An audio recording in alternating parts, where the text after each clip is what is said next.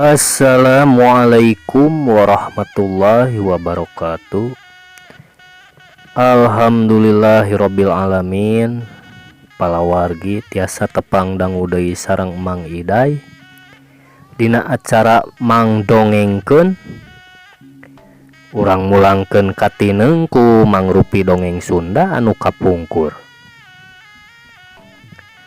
Lalakon anu nuju dipedar teh nyaeta carios si Buntung Jago Tutugan, hasil karyana Bapak S. Sukandar anu disalin deui ku Bun Bunyamin. Palawargi sadayana ku ngupingkeunana ieu dongeng, mudah-mudahan urang tiasa nyanak sasieun sabeunyeun tina carios ieu dongeng. Urang canak anu saena urang kantunkeun anu awona. Ieu dongeng teh piceuntoeun oge kangge urang sadayana. Atuh mudah-mudahan ieu dongeng oge sing janten pangbeberah kana manah sing janten panglipur kana kalbu anu nuju teu damang. Mudah-mudahan sing ngajantenkeun imun niatkeun kana salira. Palawargi sadayana mangga atuh supados teu nyangkolong teuing kana waktos kumaha jucungna ieu lalampahan si Buntung Jago Tutugan saterasna. Mangga kaparayun sadayana Buntung Jago Tutugan.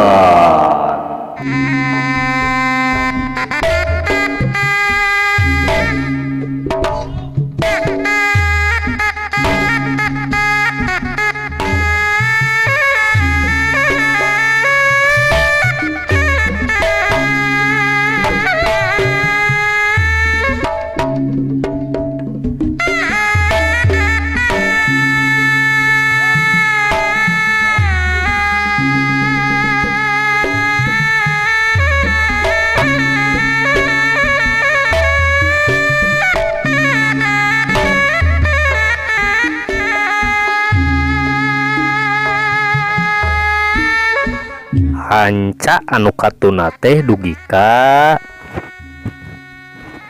ke atuh jangani da pamajid teh di ditu calikna teh sareng pun anak urang teang we sina ka dieu da tetebih dieu bumina mah cek bumilar barijung nangtung maksudna dek ngabejaan pamajid.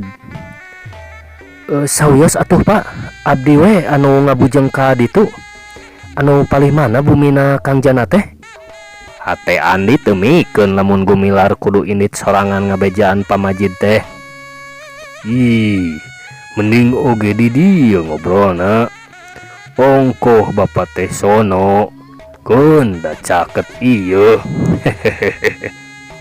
Tapi kakara oge gumilar cengkat. Rong heap teh jaja nyamperkeun ngahaja we manehna nepungan gumilar. Atuh pok bae ku gumilar dititah balik deui supaya ngabejaan pamajid lantaran aya Andi ti Cipancar anu ngahaja nepungan sabab aya keperluanana ka pamajid.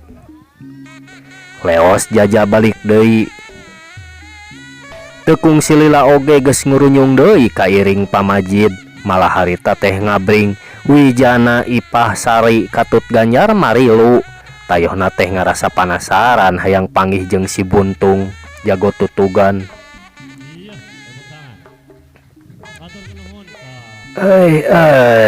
Jang Ani damang ujang pamajid miheulaan ngabageakeun. Berkah aki sawangsuna aki kumaha damang? Andi nyolongkrong ngajak sasalaman. Say jangan nih. Gening sareng Ki Jantra kumaha damang? Aya hibar Pak. Tembak Ki Jantra rada barebe beungeutna ku kitu mah rada kapiring leutik. Ras inget kana kalakuanana sorangan waktu keur di Tanjung Puratea. Komo waktu sasalaman jeung Wijana mah meuni asa eueuh beungetan. Ngan untung teh boh pamajid boh Wijana saurang oge eueuh nu nembongkeun nu ngandung semu.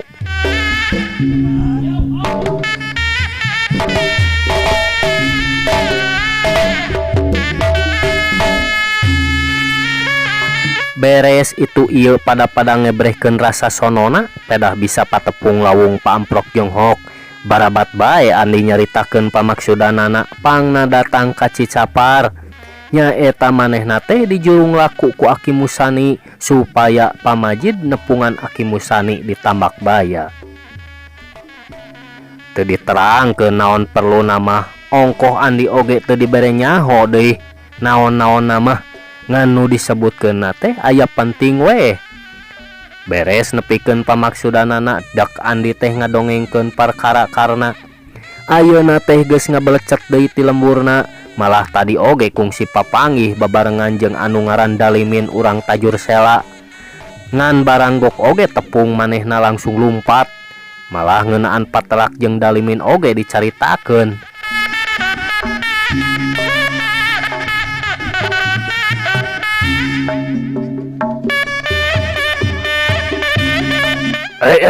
Nu bener nih Wijana kawas-kawas anu teu percaya ngadenge karena kabur deui ti lemburna.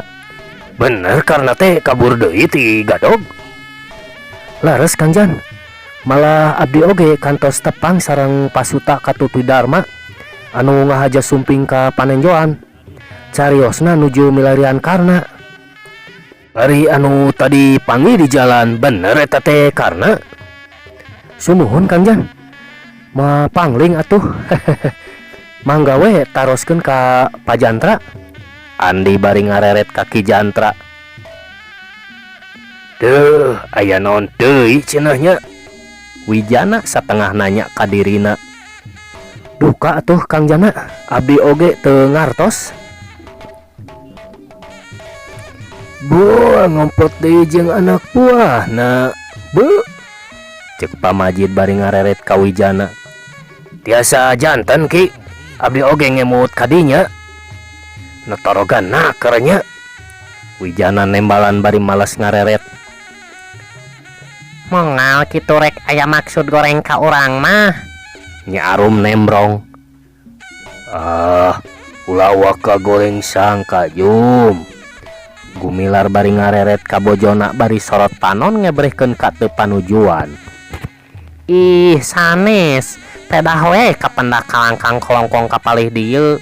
Sareng naon pangna waktos digeroan kujang ani bet kabur sapertos anu boga dosa.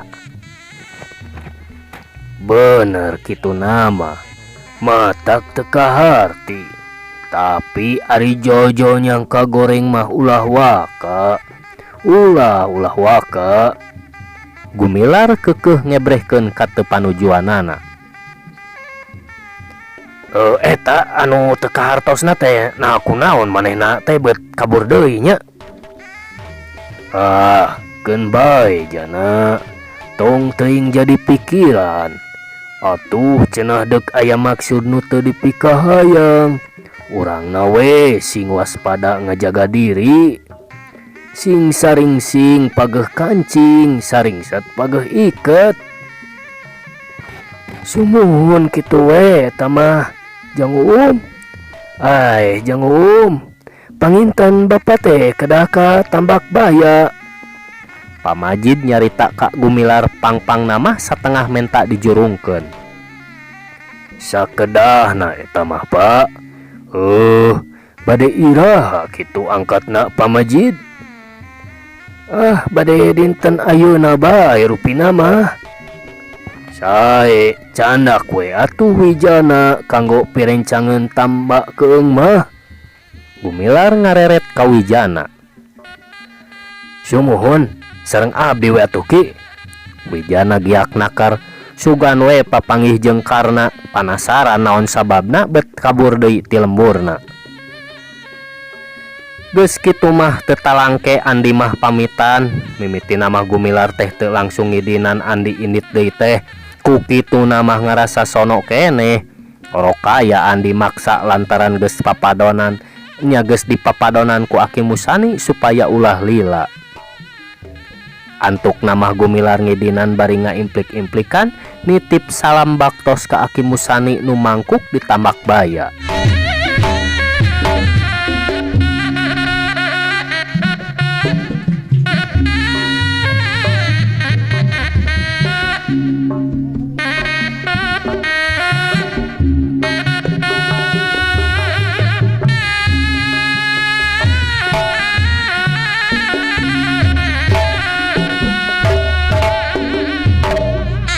Palawargi sadayana Aki Musani andak kaksila didamparan ku samak anu dijieun tina kulit embe disanghareupan ku pamajid Andi mah katut wijana sarta wijana harita teh keur di kebon anu aya di pipireun imah.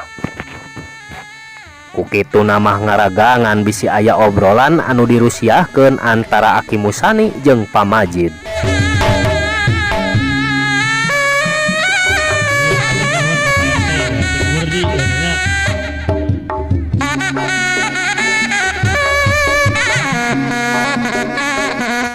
Ieu suangja ajid nu mata kukula diangkir teh di heula kukula geus dicaritakeun sanajan saliwat lantaran kula luntak ditulus mi teh lantaran leungit nu jadi anak inget keneh meureunnya ajid.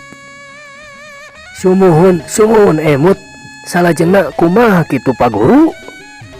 Pamajid rada kaget oge lantaran Aki Musani ngajakan ngadongeng teh bangun nu daria naker.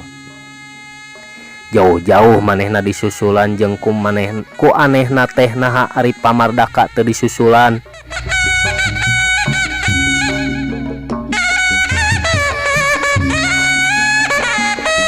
Lah kieu ajid perkara nu jadi sababnya mah pangnya si Mursan kabur ti imah teh moal dicaritakeun ngan basa 2 minggu nu kaliwat kaparengan ngimpi dina impian teh si Mursan nyemongan sarta nganyaha-nyaha ka kula nyaha beuti cing bae teu neangan nu jadi anak saperti anu teu nyaah bae poknya teh kitu.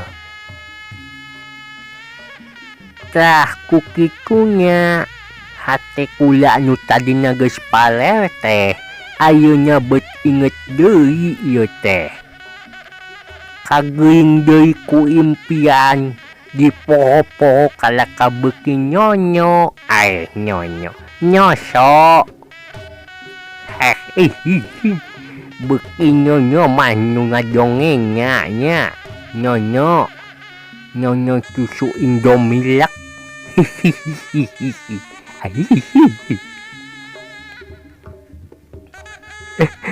poharanya palawargi si Aki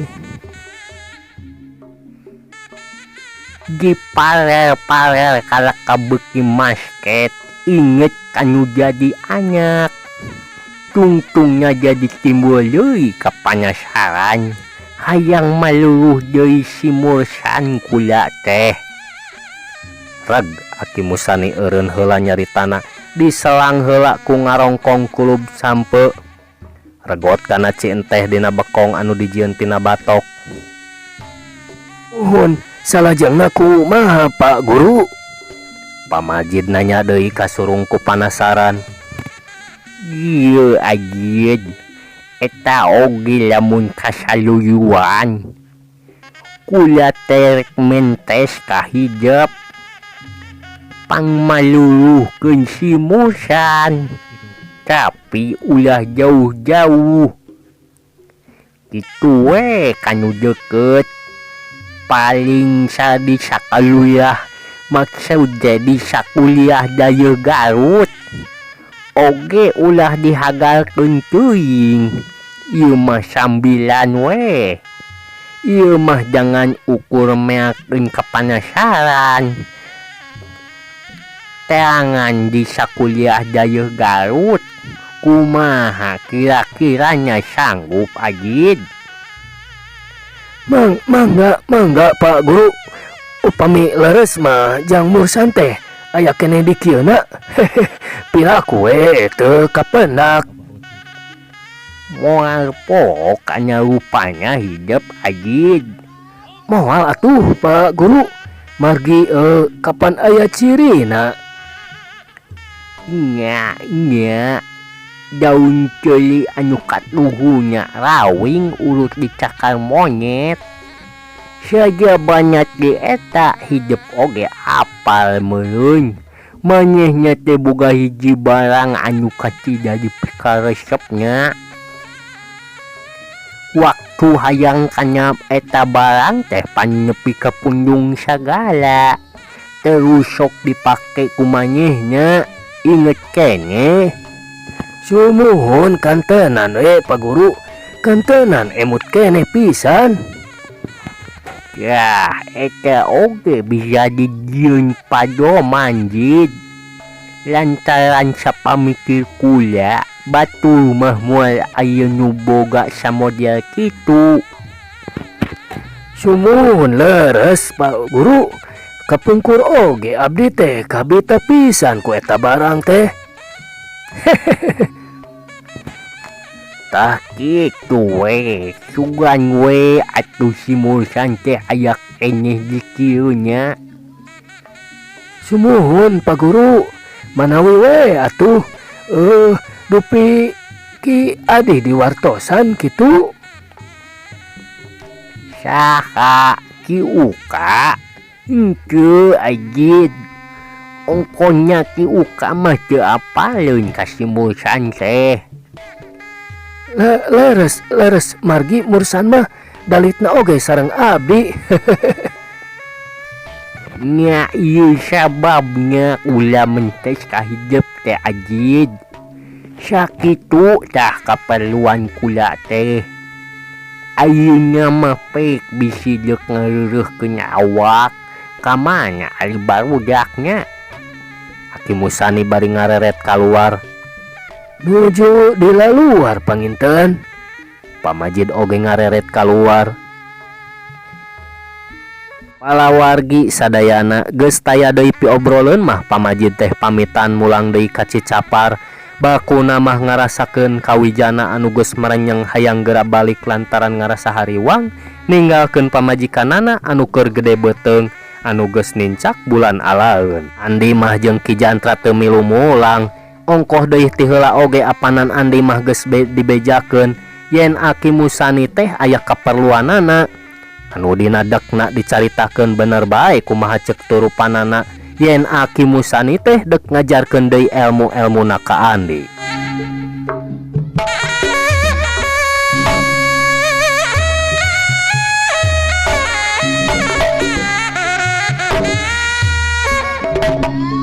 Emang ari ditilik tina kabiasaanana anu guguru mah Andi teh geus tamat ngelap ilmuna teh sakabeh ilmu panemu geus kapimili ku Andi.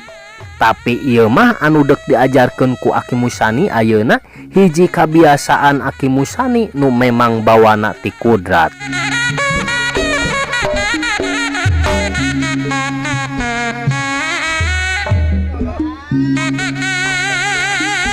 Nya eta Aki Musani teh bisa ngagunakeun tungtung ramo-ramo suku nepi ka lamun dipake lempang atau lumpat sumawona lulunsatan teh sama sakali teu kadenge gerakanana. Mun dipake lempang kacida cepetna puguh siga nu ti totolonyong atuh lamun dipake lumpat ceuk nu bohong mah bisa marengan angin lantaran ramo-ramona ngeper. Geus puguh mun dipake lulunsatan dina ngajolelatna teh ngan sakilat-sakilat meh-mehan teu katempo ku panenjo. Sajabana ti eta aya deui kaluar biasaanana Aki Musani teh nyaeta bisa nganyahokeun naon-naon ku jalan ngagunakeun hiliwirna angin. Cukup ku mancokeun irungna we saperti siga nu keur nyeseup hawa atawa ngantelkeun dua dampaleungeun kana ceuli sina meber nonggongan daun ceuli sarta dampalna mancok ka hareup. Seolah-olah dampaleungeunna teh dijadikeun antene meureun nya. Palawargi hebat Aki Musani lah. Tah dina hiliwirna angin anu nebak dampaleungeunna sarta saterusna hiukna angin anu asup kana ceuli geus cukup pikeun Aki Musani mah nganyahoankeun boh aya satogalak atawa jalma anu dek ngabinasa ka manehna. aya deui kabiasaan sejena anu teu kurang-kurang hebatna nyaeta bisa ngadengekeun gebligna dampa suku anu keur leumpang atawa anu keur lumpat sanajan masih jauh. Tepi ra ukur ngantalkeun ceuli kana taneuh atawa heug nancebkeun peso balati kana tangkal terus didedengekeun tina seseukeutna.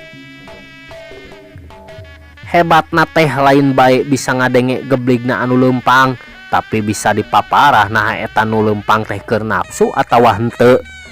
Cenah bisa dibedakeun tina gebligna. Wallahu a'lam, tapi tulupanana Aki Musani teh tara mencog.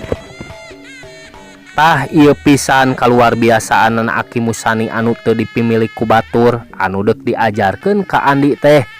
Sugan jeung sugan bae Andi bisa naikkan sarta ngagunakeunana ngan nyaeta tangtu bakal meakeun waktu anu lain ngan sakedeung-sakedeung.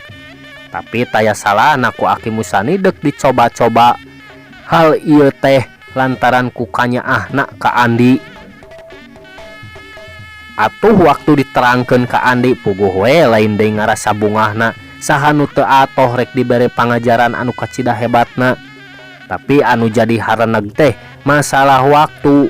Ongkoh ayeuna manehna teh sasatna keur neangan nyetar siah. Ieu mah tarsiah deui. Ilmu Andi, ilmu tah lain awewe wae di pikiran teh. Poharanya palawargi. Atuh ngeunaan karena oge masih keneh ngaganjal dina pikiranana. Anu ayeuna geus bisa dipastikeun yen manehna aya di tajur sela babarengan jeung Dalimin. Kukituna Andi teh minta izin heula rek bebeja heula ka Ki Sahudi lantaran bisi ngarasa deudeupeuan. Bakuna mah deui bari rek maluruh heula nyetar siah anu nepi ka kiwari can kanyahoan di mana ayana.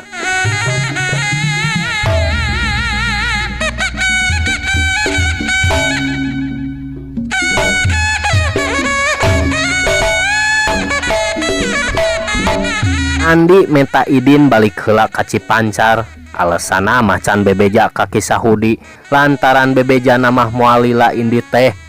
Tapi sabenerna mah sagedengeun eta nya sagedengeun ti eta teh manehna deuk ngaleyeng heula saminggu wae mah rek maluruh heula nyetar sia.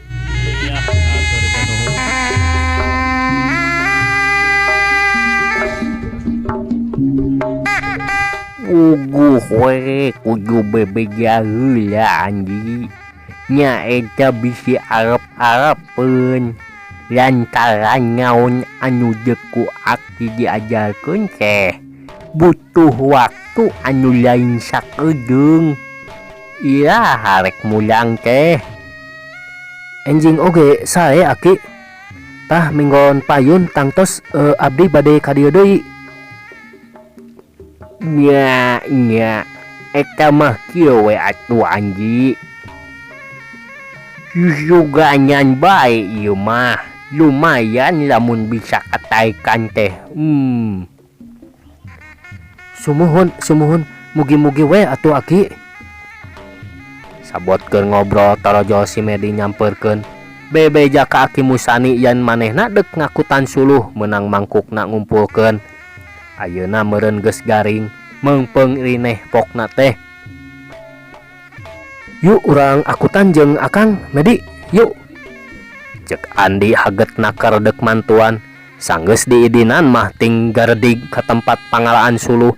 Malah Ki Jantra oge make milu deui. Tambah kesel cenah.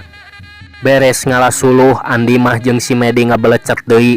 Si Medi ngajakan Andi ka danau Ciharus anu paranahna kuloneun kampung ngajak kokojayan. Nepi kanu diseja pikeun Andi mah nimbulkeun kakaget nu aya asa helok ka bina-bina. Kasebut di gunung bet aya danau nu sakitu legana. Caina ngajumpleng herang. Kawasna bae tina Cinyusu.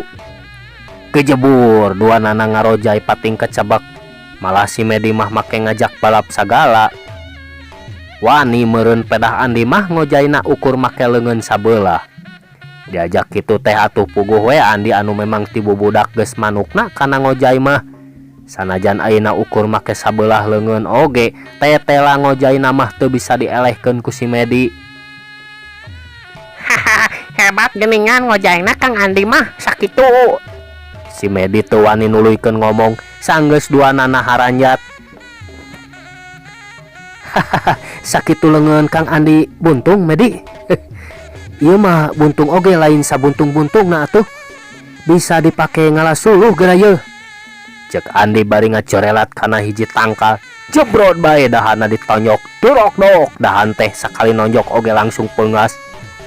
Si Medi lain deui ngaranjugna, manehna nepi ka calawak bakatingku kaget lantaran ku bedog oge lamun manehna nutuhan kudu sababaraha kali ngadekan. Wah, amazing euy, hebat Kang Andi. Cek si Medi make nyaho amazing sagalanya palawargi. Lumayan we Medi.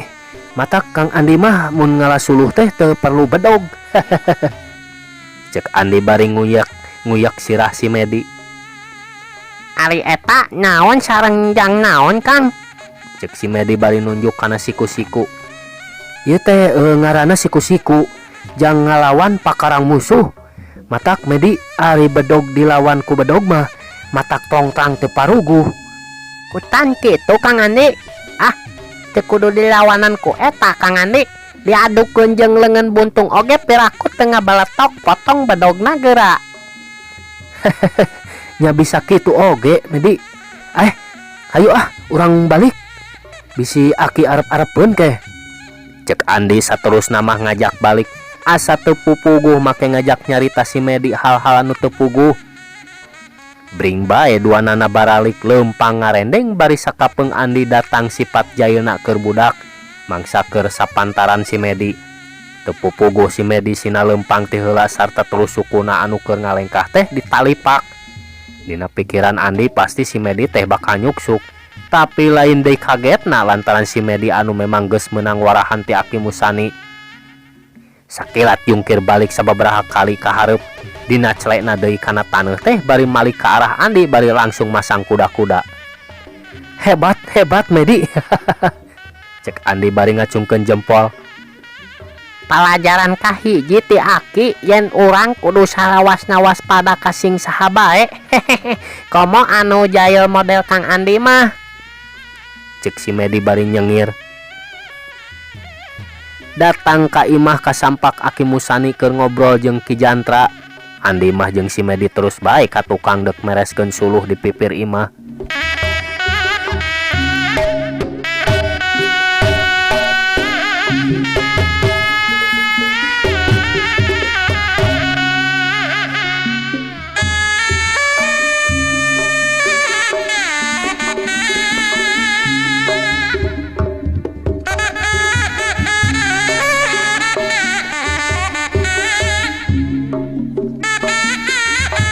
Palawargi sadayana cag heula Andi ayeuna urang caturkeun deui dalimin si Ogo tea geuning. Anu samemehna mah sakitu kukubukna kerek males kanyeri kagumilar. Anu kabuktianna mah ngajoplak teu bisa walakaya teu kuat nyangga wawasena Andi. Sadatangna ka Tajur Sela pok bae manehna bebeja ka bapana nya eta Pabarja. Cenah di jalan dibongohan ku si Andi urang Cipancar musuhna karna.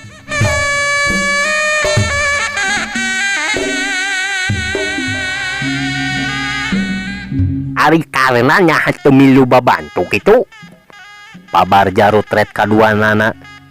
Nu mawin tu bah. Magi eaun ku mitohanya. Batuna si Andi teh nya eta mitohana kana. Dalimin mere alasan. Memang kitu karena oge ngajelaskeunana waktu kumanehna dijejeleh teh.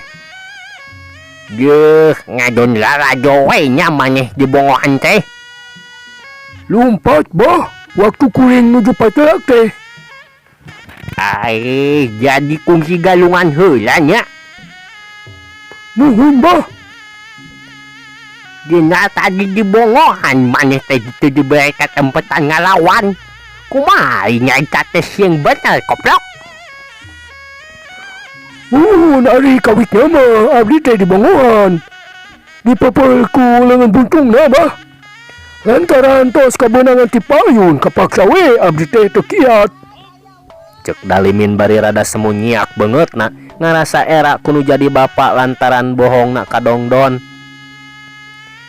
Inggi bongohan sia koplok men. Kabongohan eta mah. Panadang si Andi teh kumaha teu katakis. Bener itu Dalimin. Dalimin tengah jawab kalah red kakarna seolah-olah nu meta dipangjawabkeun. Nu direret namah ngadon tungkul puguh karena oge ngarasa bingung kumaha mere alasan ka Pabarja. Hanya itu mah teu bisa diandelkeun maneh teh Dalimin. Bowe menyehagat sia koplok. Kakara oge bancong jeung si Andi maneh geus PHK. Kawas PPT sia. Pabarja antuk ngawawaleh bari ngadegungkeun sirah Dalimin. Jangkalna deui pihak umak itu bisa nandingan si Andi. Sanes kitu Ki. Tapi abdi teh isin ku mitoa. Ka maklum panginten palih dinya mah. Lantaran pun bojo teh tacan diserahkeun. Kumaha upama jangkalnya bisa ngayupkeun ka si Gumilar atawa ka anakna sanggup? Is kan tenan we Ki. Nanya eta Ki. Aya wae sesekelana teh. Upami terang-terangan mah teu wantun ah. Nyaha geuk ngabungoan kitu. Nya sawani atuh ari deuk main dodoho kitu mah. Pabarja gancang nakar nyurang kakarna teh. Sanes kitu Ki. Eta nu jantan halangan teh bojona si Wijana. Nya eta minantuna Gumilar. Mohon minantuna Gumilar teh dulur abdi pituin. Eta nu jantan abdi teu wantun teh Ki. Aya bae sekelan tehnya. Moal kabur pak atuh ai kieu caranya mah. Kieu we atuh Dalimin. Kumaha lamun maneh minta bantuan ka Bahwi Kalpa. Pihak usugan teu daekeun nulungan. Sebutkeun wae maneh teh boga musuh kitu. Tapi rada berat ngelawannya nya. Malah mah bedakeun we si Gumilar teh make nangtang sagala ka Bahwi Kalpa kitu. Pabarja akhirna mere pijalaneun ka anakna. Nuhun urang kitu we atuh bah. Iya deuk ini ketiga lontangnya. Enjing we atuh bah.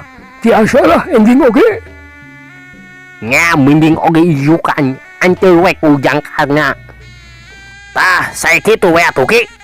Karena nyaluyuan oge manehna daek dibawa ka Cigalontang. Ongkoh mah hayang nyaho deui.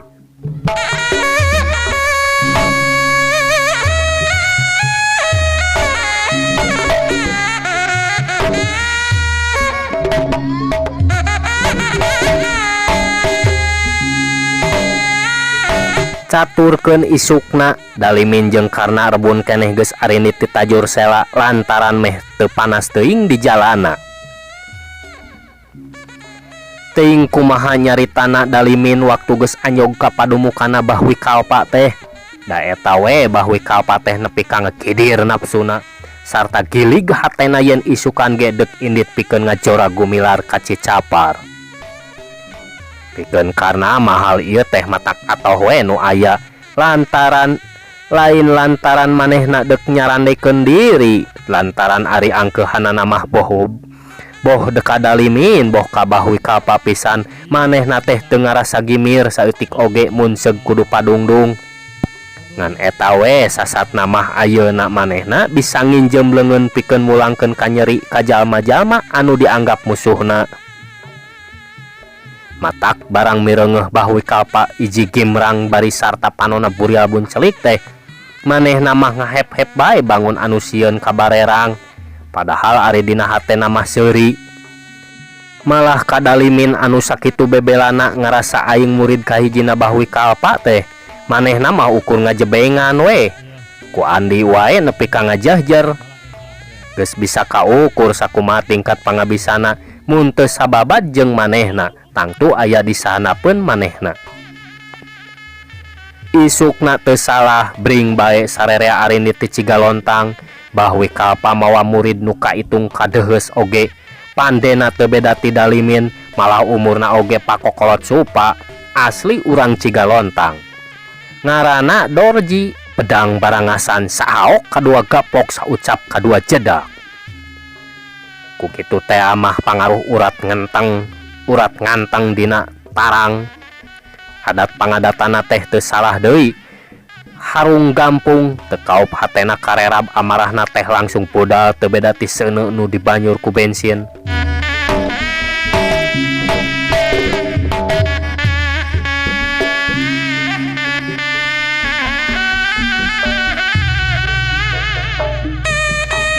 Ari Andi jeung Ki Jantra sanggeus diidinan mulang heula ka Cipancar. Memang nya datang namah ka Cipancar teh ngan teu lila ngan saelowe sakadar nempo si ruyuk anu terus-terusan di kurungan. Geus bebe jamah ka Ki Sahudi jeung Kabienah leos arinit deui ka Haji Sobana atawa ka Cepdana Kajangdana mah teu bebeja. Ngarasa horea mari kudu papanggih jeung Nyi Euis. Mangka-mangka ayeuna teh geus bener-bener jadi unda ranang. Geus janten jahe ayeuna mah palawargi Nyi Euis teh. Tacan lila diserahkeun anak Kujang Husen, cenah mah teu datang sorangan tapi nitahan nu sejen. Ti Cipancar nyimpang heula ka Pasir Cadas Gantung geus lila teu diteang. Nu tadina dek ukur nempo teh kadon mondok di dinya sapeuting. Bet jadi ngarasa betah ari geus datang ka dinya mah. Pangpang namah eta jurig tunuh ngadatangan nu antuk namah meni maralak. Antuk namah dugbay sarare tibranakar. Lilir-lilir horeng panon poe geus lingsir ngulon. Beteung geus kukurubukan ngarasa lapar. Kabenaran tadi teh Kubienah di bahanan sangu timbal jeung tutug oncom sarta pinang banang. Ketinggalan sambal khas leles anu likat weh jeung lalab daun sampe. Dek ulah bae maranehna botram di jero guha bangun anu nikmat nakar.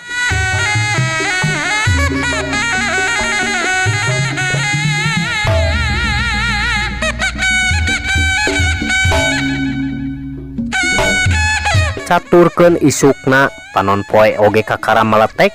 Andi jeung Ki Jantra geus aranjeut ceuleu dina wahon anu kagarutkeun. Kabeneran aya nu narik ti leles. Lebah tutugan Andi jeung Ki Jantra nyegat teu kungsi di stop oge. Wahon teh geus hidang eureun. Supirna apal yen anu buntung leungeun kencana teh tayalian ti si buntung jago tutugan. Anu geus ngabukti ngamankeun daerah tutugan. Andi jeung Ki Jantra arunglah ti tukang. Karepna supir mah Andi teh sina dihareup ngarendeng jeung manehna. Ti ditu mah ngahargaan ka Andi, tapi Andi teu daekeun. Kajeun di tukang sanajan kakabulan ku apu oge. Kabeneranana si wahon teh tujuanana ka Wanaraja, atuh pikeun Andi mah teu beda jeung mobok taneuh manggih emas. Puguh maksudna oge dek ka Sadang. Meh engkena mengko kakatuhu ngamah jalan anu berasna ka Tajur Sela. Geus nepi jurut Andi jeung Ki Jantra tarurun. Waktuna dek mayar teh supir ngadon kekepehan nolak. Malahan tibatan daek dibayar kalakah mere udud sabungkus weteuh keneh. Udud bodas cap kalong anu lamun diudud teh seungitna melenghir. Ti Sadang mah ngagardig geus nyaho jalanna mah anu ka Tajur Sela teh, tapi ari parenah lemburna mah teu nyahoeun. Tapi teu dijieun bingung engke bae cenah di mana manggihan lembur dek nanyakeun.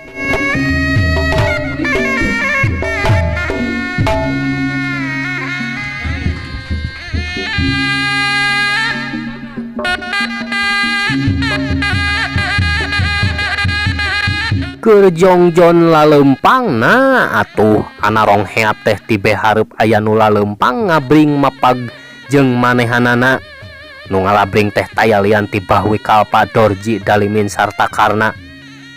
Barang ret oge karena anu minangka pangheulana gancang bae ngaharewos ka Bahwi Kalpa yen anu keur lalempang teh si Andi jeung Ki Jantra mitohana.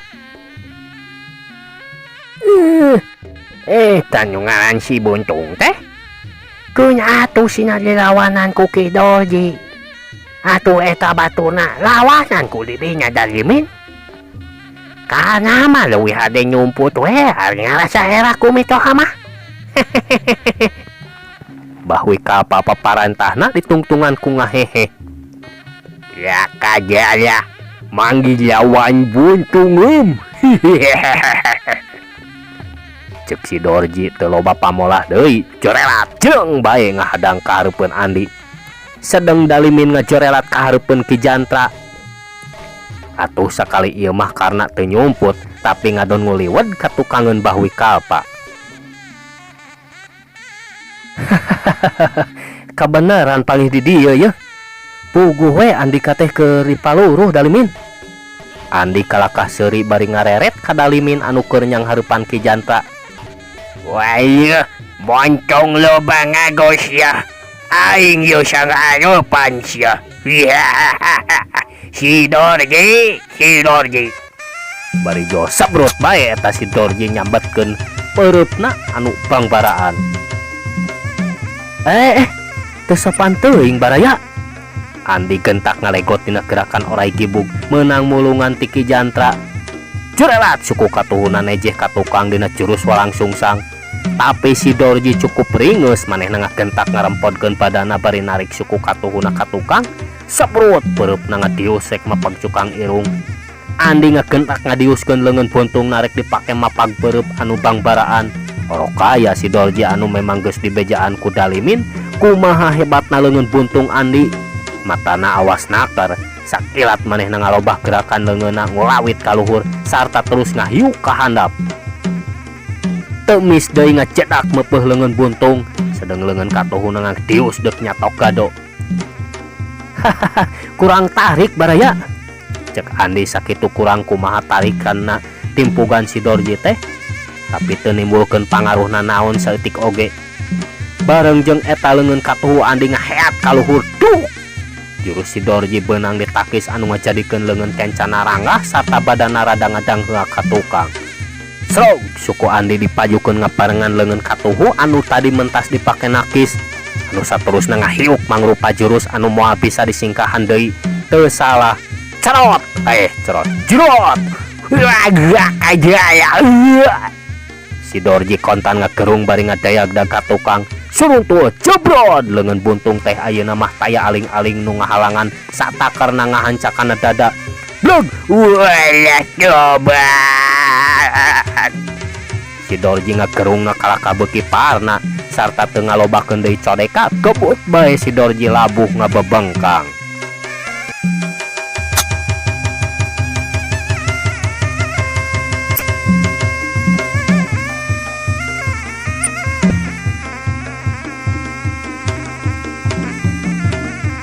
Cacakan kakarasa geprakan manehna geus ngacoprak ngan untungna we ari kuat namah lain lumayan.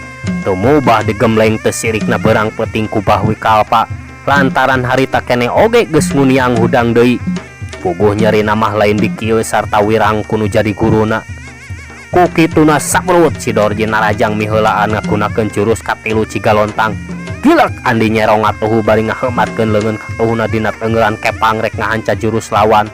Tapi si Dorji leuwih rikat narik leungeunna bari ngacorelat ka lebah katuhu. Maksudna deuk narajang ti tukangeun Andi. Orok aya Andi anu geus leuwih ti heula neguh kana maksudna nu jadi lawan. Kalawan teu ngarobah kuda-kudana sakilat Andi ngaheumbatkeun leungeun buntungna ka gigirna gerakan merak ngibing. Puguh we peurup buntungna teh jadi ngahakan gado si Dorji. Anu tumerap napikeun si Dorji teu beda jeung nu disamber gelap. Waduh. Kontan si Dorji ngawowong teu beda ti anjing babaung sarta teu loba pamolah deui. Gebut bae manehna nang karak bengkang.